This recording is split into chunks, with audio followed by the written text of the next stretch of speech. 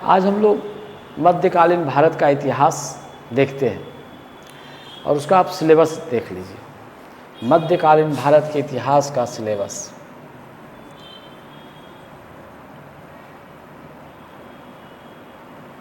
मध्यकालीन भारत के इतिहास का सिलेबस, यह है सिलेबस। तो हम लोग इसमें देखते हैं, सबसे पहले देखते हैं तुर्क में देखते हैं महमूद गजनवी,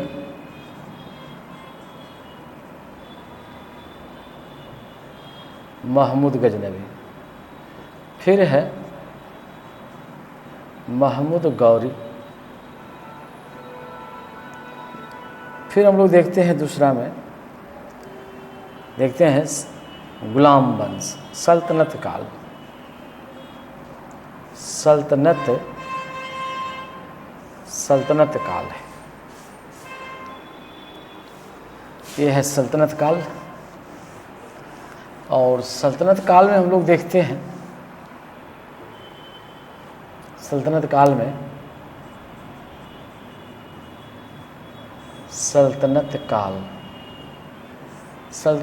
हम लोग देखते हैं सबसे पहला गुलाम वंश, दूसरा देखते हैं खिलजी वंश, तीसरा देखते हैं तुगलक वंश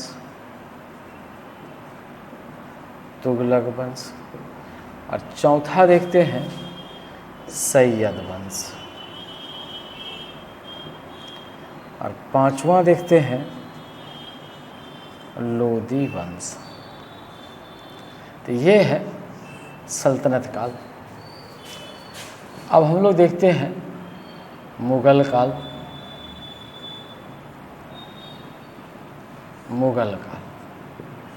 इसमें देखते हैं बाबर,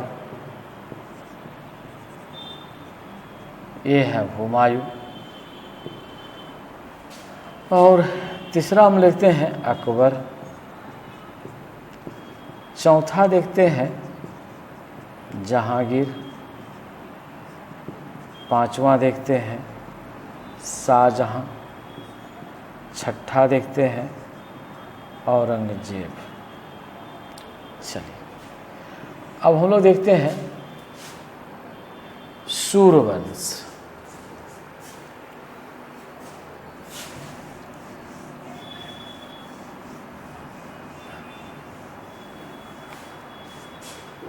देखते हैं सूर्यवंश,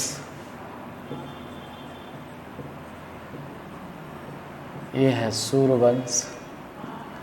तो सूर्यवंश में देखते हैं शेरशाह सूरी,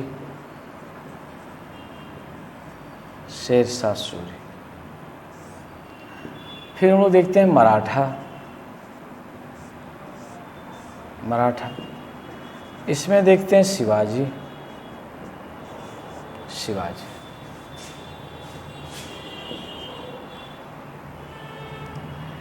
इसके बाद हम लोग चलते हैं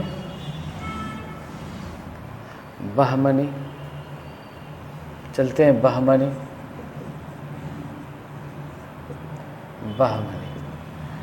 फिर हम लोग यहाँ से चलते हैं बहमनी से, इसके बाद हम लोग देते हैं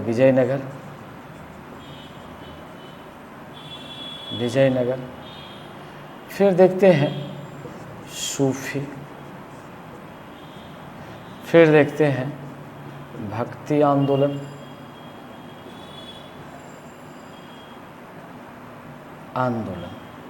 ये है भक्ति आंदोलन। अब हम लोग यहाँ से देख लिए।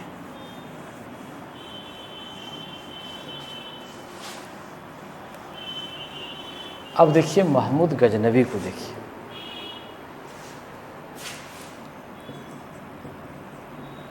महमूद, यह है महमूद गजनवी, देखिए तो महमूद गजनवी में क्या था भाई, तो ये कहाँ के रहने वाले थे, ये गजनी के रहने वाले थे, ये गजनी के रहने वाले थे।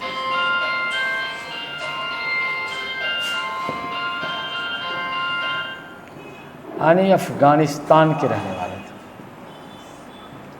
ये अफगानिस्तान के रहने वाले थे। और इसके जो नाना थे उनका नाम था अल्पतगिन। इनके नाना थे अल्पतगिन थे ये। इनके नाना का नाम था अल्पतगिन। इनके नाना का नाम था अल्पतगिन। ये नाना का नाम क्या था, ये अल्पतगिन थे। और इनके पिता कौन थे भाई, सुबुक्तगिन थे।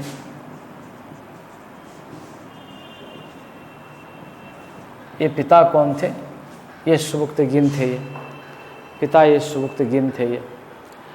और कहा जाता है कि खुरासान की बाजार लगता था। क्या था भाई, खुरासान का बाजार, ये खुरासान का बाजार। और ये जो खुरासान का जो बाजार था, यही खुरासान का बाजार में ये गुलाम का बाजार था।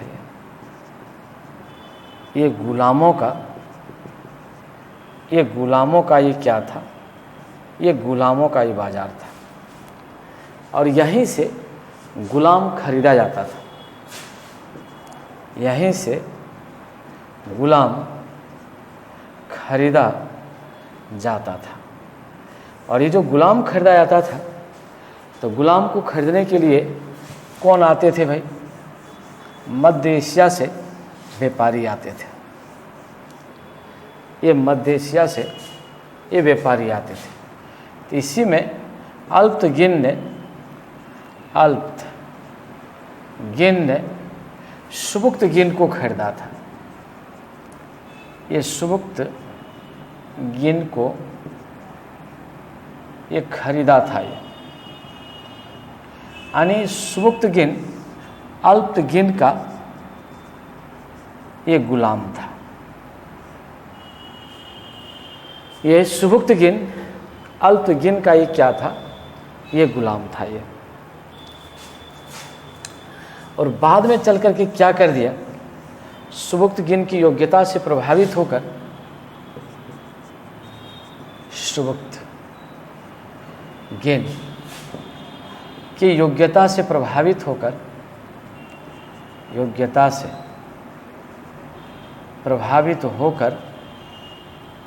इन्होंने अपनी पुत्री का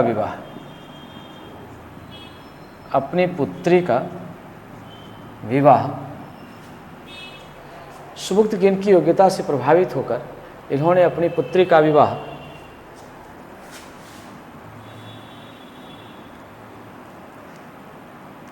करवा दिया।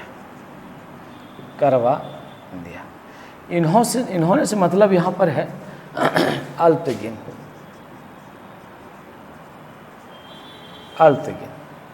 ने इससे विवाह करवा दिया। तो अब सुबुक्तगिन क्या हो गया, अब सुबुक्तगिन क्या हो गया भाई, सुबुक्तगिन गुलाम व दामाद हो गया। तब ये अल्पतगिन की मृत्यु हो गई, तो गद्दी पर कौन बैठ गया, सुबुक्तगिन बैठ गया। और सुबुक्तगिन के साम्राज्य को जयपाल सिंह कई बार समाप्त करना चाहे थे, लेकिन नहीं कर पाए थे। बाद में सुबुक्तगिन की मृत्यु हो गई। बाद में सुबुक्तगिन की क्या हो गई, मृत्यु हो गई। तो इसका बेटा क्या हुआ, इनके बेटे का नाम क्या था, महमूद गजनवी। महमूद, ये क्या था भाई, महमूद गजनवी। इनके बेटे का नाम क्या था, महमूद गजनवी था। ये बेटे का नाम था महमूद गजनवी। ये बेटे का नाम क्या था? ये महमूद गजनबी था। महमूद गजनबी ये दुनिया का सबसे पहला सुल्तान था। ये पहला सुल्तान था। कहा जाता है कि इन्होंने सिस्तान के शासक को पराजित करके यह उपाधि धारण किया था। और महमूद गजनबी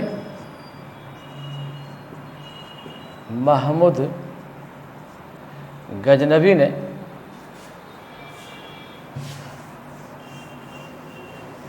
जयपाल सिंह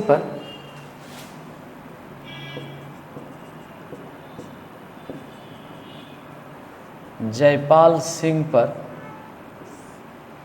महमूद गजनबी ने जयपाल सिंह पर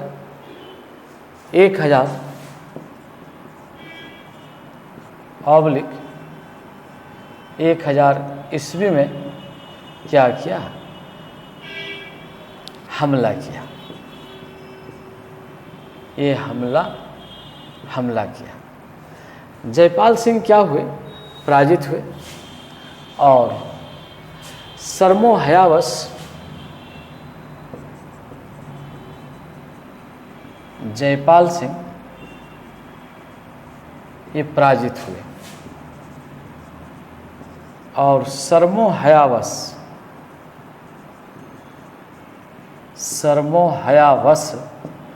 इसने क्या कर दिया? आत्महत्या कर लिया। आत्मदाह कर लिया। ये कर लिया। अब महमूद गजनबी को क्या था? इन्होंने क्षेत्र विस्तार की नीति अपनाई।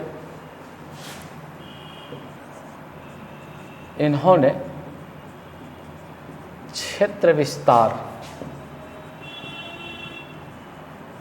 विस्तार की नीति अपनाई। ये क्षेत्र विस्तार की क्या किया? ये नीति अपनाई और मध्य एशिया को जीतने का कोशिश किया। मध्य एशिया को जीतना चाहा और इसीलिए इनको युद्ध करना पड़ा। इनको क्या करना पड़ा? ये युद्ध करना पड़ा। तब भाई युद्ध के लिए तो धन चाहिए, तो धन कहाँ मिलेगा? तो इसके लिए भारत सबसे अच्छा जगह था। इसलिए भारत पर इसने हमला किया। तो भारत पर हमला करने का मुख्य उद्देश्य नंबर 1 क्या था? धन प्राप्त करना। धन प्राप्त करना। और इस धन को ये कहाँ लगाते थे? मध्य एशिया के युद्ध में लगा देते थे। प्राप्त धन को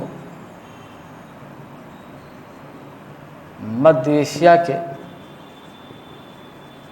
युद्ध में क्या करते थे? लगाते थे। भारतवर्ष पर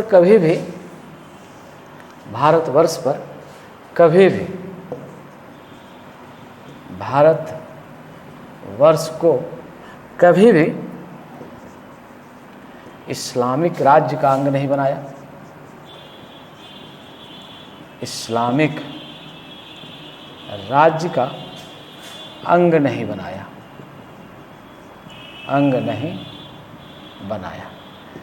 केवल इसे लूटा। केवल इसे क्या किया? इसे लूटा। ये लूटा इसको। इसने भारतवर्ष पर 17 बार हमला किया। भारत पर 17 बार हमला किया।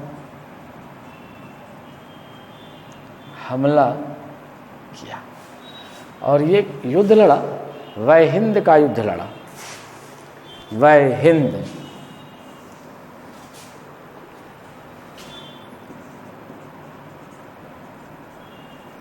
ये वह हिंद का ये युद्ध लड़ा। कितना में लड़ा? 1008 में लड़ा। कौन कौन लड़ा? महमूद गजनवी। और इधर कौन लड़ा? आनंदपाल एवं 8 राजपूत संघ। लेकिन फिर भी इनकी क्या हो गई? हार हो गई। अब महमूद गजनवी क्या हो गया? ये जीत गया। ये जीत गया। तो इससे राजपूतों को बहुत तकलीफ हुई और राजपूतों ने समझना यह प्रारंभ कर दिया कि अब मुसलमानों को पराजित करना संभव नहीं है। Not possible to defeat Muslim invaders. तभी आगे चलकर क्या हुआ? इसने कई हमला किया, लेकिन इसका जो सबसे प्रसिद्ध हमला था, ये प्रश्न आया हुआ है, याद रखिएगा। पीसीएस एग्जामिनेशन में ये प्रश्न पूछा गया है कि सर्वाधिक प्रसिद्ध हमला इसका क्या था? सोमनाथ मंदिर पर हमला था। सर्वाधिक प्रसिद्ध हमला, सर्वाधिक प्रसिद्ध हमला ये था सोमनाथ मंदिर पर। ये मंदिर सोमनाथ मंदिर पर। और कितना में किया? ये 1025-26 ईस्वी में किया। और उस समय ये जो सोमनाथ मंदिर है, सोमनाथ मंदिर ये कहाँ है? ये गुजरात में है। ये गुजरात में है। कौन ईश्वर को समर्पित है? ये भगवान शिव को, भगवान शिव को ये क्या है? समर्पित है। और इस समय वहाँ के राजा कौन थे भाई? वहाँ के राजा भीम द्वितीय थे, भीम प्रथम थे। ये भीम प्रथम थे। महमूद गजनवी ने, महमूद गजनवी ने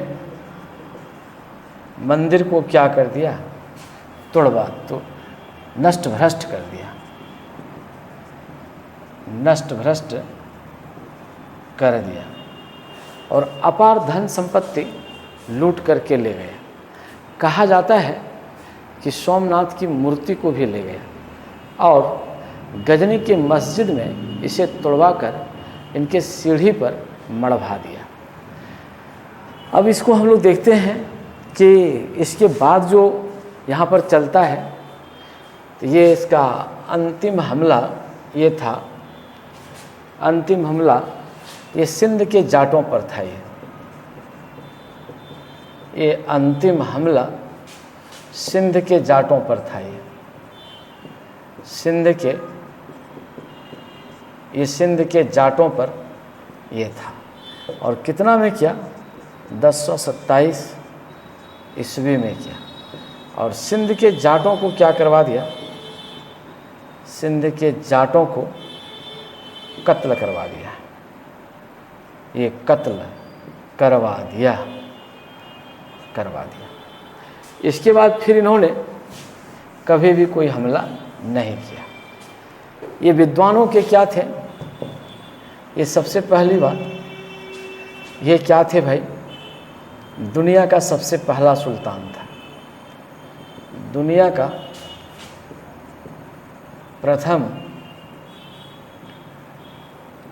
प्रथम सुल्तान था। सेकंड बात ये क्या था भाई? ये मूर्ति भंजक थे। ये मूर्ति भंजक थे। इसलिए इसे क्या कहा जाता है? इसलिए इसे क्या कहा जाता है? इसलिए इसको हम लोग कहते हैं बुत शिकन कहा जाता है। बुत शिकन यानी मूर्ति को तोड़ने वाला, मूर्ति को ये तोड़ने, मूर्ति को तोड़ने वाला, ये बुत शिकन कहलाता था। ये मूर्ति को क्या था, ये तोड़ने वाला था। ये मूर्ति को क्या था, ये तोड़ने वाला था। ये इसके बाद ये विद्वानों के संरक्षक थे। ये विद्वानों के ये संरक्षक थे। इनके दरबार में कौन रहते थे? उत्तवी।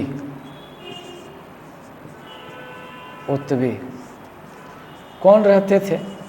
वैहाकी। कौन रहते थे? फिरदौसी।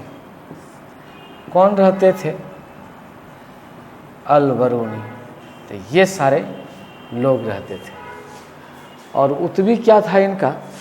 दरबारी इतिहासकार था। उत्तवी क्या था? दरबारी इतिहासकार था। उत्तवी इनका दरबारी इतिहासकार था। ये दरबारी इतिहासकार था। और फिरदौसी ने क्या लिखा था? ये प्रश्न पूछा गया है, याद रखिएगा फिरदौसी का।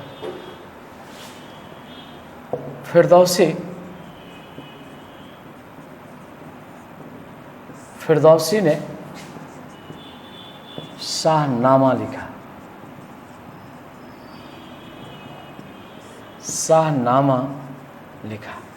ये भिन्न भिन्न पीसीएस एग्जामिनेशन में ये पूछा गया है। अच्छा, अलबरूनी क्या थे भाई? अलबरूनी बहुत इंपॉर्टेंट है, यह भी यूपीपीएससी में पूछा गया है। अलबरूनी ये किसका पुराना नाम क्या था? पुराना नाम अबू रेहान था। अबू रेहान था। और ये क्या थे? धर्मनिरपेक्ष लेखक नहीं थे। धर्मनिरपेक्ष लेखक नहीं थे।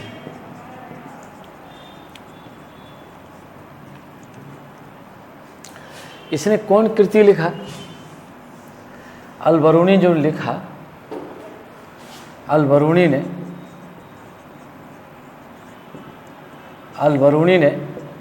इनके द्वारा जो लिखित पुस्तक है उसका नाम है, उसको हम लोग कहते हैं तहकीकात ए हिंद। तहकीकात ए हिंद यानी भारत की ये क्या है? खोज है। तहकीकात ए हिंद। और इस तहकीकात ए हिंद में भारत की सामाजिक स्थिति का वर्णन किया है। इसमें भारत के सामाजिक स्थिति का वर्णन किया है। और इसी में ये लिखता है कि भारतीय ब्राह्मण के बारे में कहा जाता है, इन्होंने लिखा कि भारतीय ब्राह्मण बड़े दंभी होते हैं, चाहे जाने या न जाने, चाहे जाने या न जाने, जानने का दावा अवश्य करते हैं। जानने का दावा अवश्य करते हैं। जानने का दावा अवश्य करते हैं। इनके द्वारा लिखित सामाजिक इतिहास, इनके द्वारा लिखित भारत का सामाजिक विवरण बड़ा महत्वपूर्ण है। ये प्रश्न भी पीसीएस में ये पूछा गया है कि अलबरूनी ने भारत की किस स्थिति का वर्णन किया है, इस सामाजिक स्थिति का। और महमूद गजनवी की जो मृत्यु हो गई, महमूद गजनवी की ये मृत्यु 1030 ईस्वी में हो गई। तो इस प्रकार से आपका महमूद गजनवी का इतिहास समाप्त हुआ। तो फिर हम लोग अगले दिन आपसे बात करते हैं। धन्यवाद। अब हम लोग देखते हैं मोहम्मद गौरी।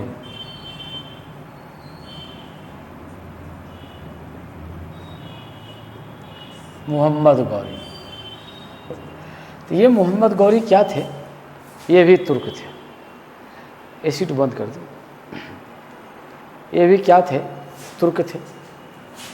और कौन वंश के थे? ये वंश थे, संसवानी वंश थे।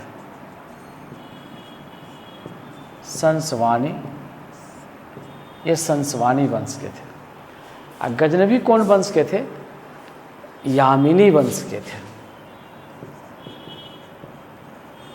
गजनवी यामिनी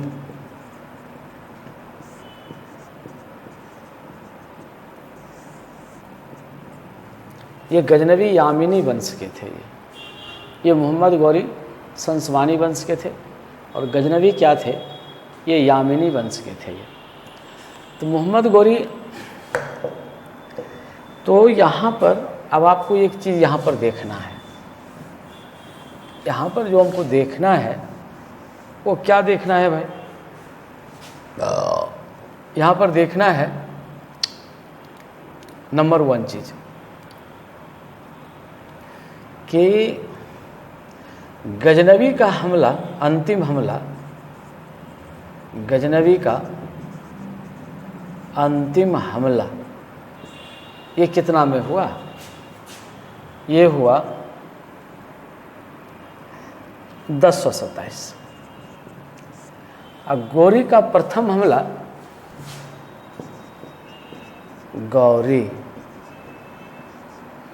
गौरी का प्रथम हमला ये कितना में हुआ? ये हुआ 1175 में। तो मोटा मोटी कितना साल हो गया भाई? हम यदि 1175 से यदि देखें तो कितना साल हो जाता है भाई? 1175 और 1027, 10 5 15, 15 में 7 गया 8, यहाँ बच गया कितना? 6 4 1, 150 साल तक यहाँ पर कोई हमला नहीं हुआ। लेकिन 150 साल तक में यहाँ के राजाओं ने सीमा सुरक्षा के लिए 150 साल तक यहाँ के राजाओं ने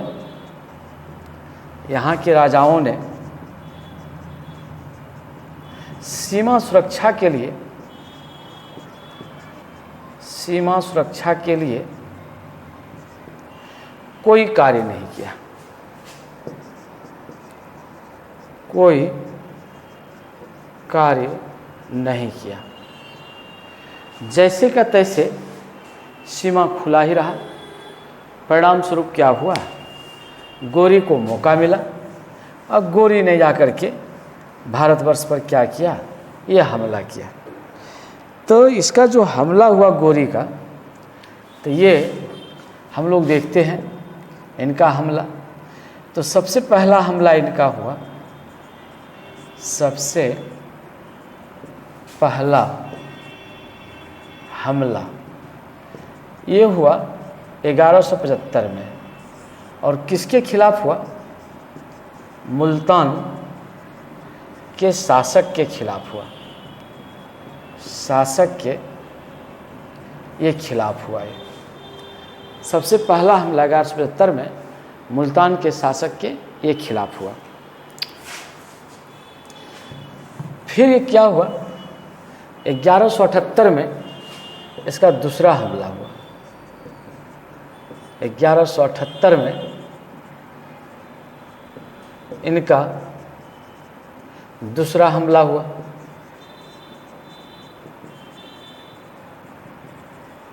इसका दूसरा हमला हुआ 1178 में इनका दूसरा हमला हुआ। और ये कहाँ पर हुआ? तो ये कहता है यही भीम द्वितीय के काल में हुआ। भीम द्वितीय या मूल राज द्वितीय, यही मूल राज ये द्वितीय के समय हुआ। कहाँ पर हुआ? तो माउंट आबू पर्वत के निकट हुआ। कहाँ पर? तो ये कहता है माउंट आबू पर्वत के निकट हुआ। माउंट आबू पर्वत के पास हुआ। और इसमें भीम द्वितीय ने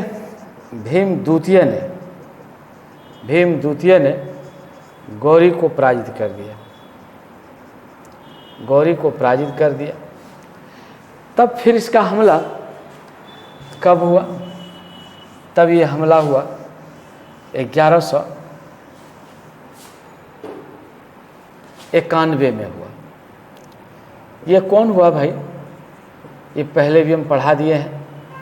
त्राइन का युद्ध हुआ। त्राइन का प्रथम युद्ध हुआ। तो ये कितना में हुआ? ये 1191 में हुआ। और इसमें कौन कौन भाग लिए? तो इसमें लिए पृथ्वीराज चौहान तृतीय।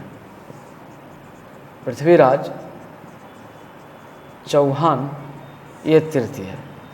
और इधर कौन भाग लिए? इधर भाग लिए गौरी। तो गौरी की क्या हो गई? ये हो गई हार। पृथ्वीराज चौहान तृतीय की हो गई ये जीत हो गई। और ये काफ़ी जश्न मनाने लगे। कहा जाता है कि गौरी काफ़ी घायल हो गया। गौरी काफ़ी क्या हो गया? ये घायल हो गया। ये गौरी क्या हो गया? काफ़ी घायल हो गया। जब ये काफ़ी घायल हो गया गौरी, इसका प्राण एक खिलजी सरदार ने बचाया। इनका प्राण एक खिलजी सरदार ने क्या किया? ये बचाया। पुनः त्राइन का द्वितीय युद्ध हुआ। पुनः त्राइन का द्वितीय युद्ध हुआ। पुनः त्राइन का द्वितीय युद्ध हुआ। और ये कितना में हुआ? ये 1192 में हुआ। कौन कौन भाग लिया? पृथ्वीराज चौहान तृतीय। पृथ्वीराज चौहान तृतीय। और कौन भाग लिया? तो ये भाग लिया आपका यही गौरी। ये गौरी। तो गौरी को क्या हुआ? इनकी जीत हो गई। और पृथ्वीराज चौहान तृतीय क्या हो गया? हार गया और इन्हें मारा गया। ये युद्ध मैदान में क्या हुआ? ये मारा गया। ये इसके बाद इसके राज्य को क्या कर लिया? गौरी ने अपने में मिला लिया। इसके बाद कौन आया भाई? चंदावर का युद्ध हुआ। ये चंदावर का ये युद्ध हुआ। कितना में हुआ? 1194 में हुआ। कौन लिया भाग? ये गौरी। और इधर कौन भाग लिया? ये लिया जयचंद। कहाँ के शासक थे? ये कन्नौज के शासक थे। कन्नौज के शासक ये थे। तो गौरी की क्या हो गई, ये जीत हो गई, और जयचंद्र की क्या हो गई, ये हार गए और ये मारा गया, ये मारा गया। और इनके राज्य को भी इन्होंने क्या कर लिया, अपने क्षेत्र में मिला लिया। और इसके बाद इनके विजित प्रदेश को इन्होंने यानी गौरी ने अपने विजित प्रदेश को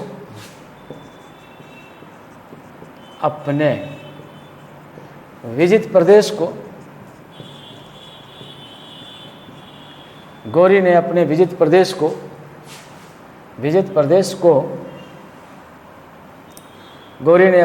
प्रदेश को क्या किया, अपने गुलाम व दमाद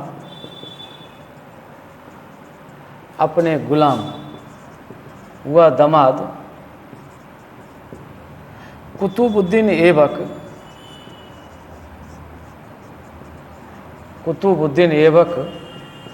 को सौंप कर, अपने विजित प्रदेश को अपने गुलाम व दमाद कुतुबुद्दीन ऐबक को सौंप कर कहाँ लौट गया, ये गौर लौट गया। गौर लौट गया। तो गौर क्या है, यहीं के निवासी थे, यहीं के निवासी गौरी थे। इसलिए ये क्या कहलाते थे, गौर के होने के कारण ये गौरी कहलाते थे।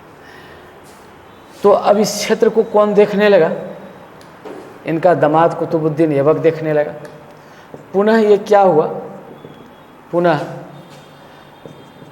1100, पुनः ये 1200,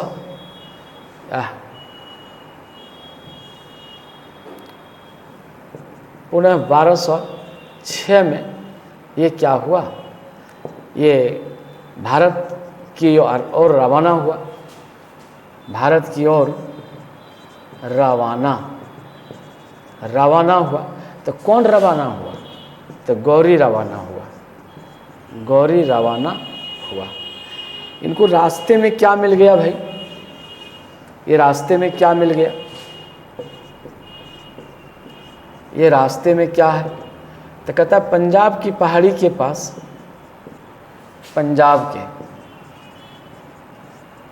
पहाड़ी के पास खोखर नामक जनजाति ने इनके एक भटके हुए सैनिक को कत्ल कर दिया। खोखर नामक जनजाति ने इनके एक भटके हुए सैनिक को मार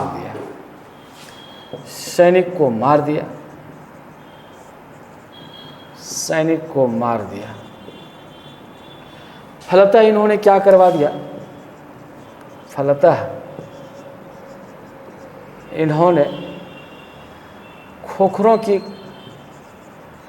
खोखरों को बड़े पैमाने पर कत्ल करवा दिया।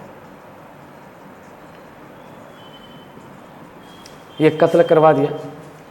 जब ये बड़े पैमाने पर ये कत्ल करवा दिया तो उस आधार पर क्या हुआ भाई, फिर जब ये लौट रहे थे तो एक खोखर ने घात लगाकर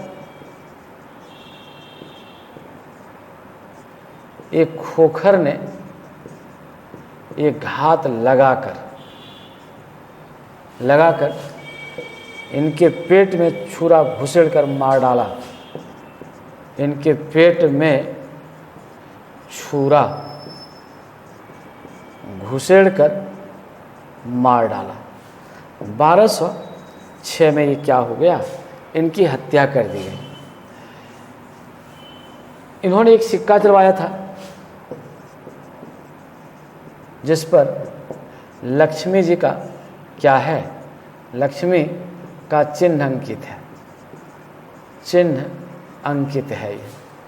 ये लक्ष्मी का इसमें क्या है भाई, ये चिन्ह अंकित है।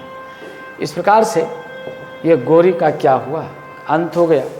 और गोरी ने भारतवर्ष में इस वंश की यानी तुर्क वंश की नींव डालने का प्रयास किया, जिसको कि आगे चल करके कुतुबुद्दीन ऐबक ने ये नींव गुलाम वंश का नींव डाला। धन्यवाद। फिर मैं कल आपसे बात करूँगा।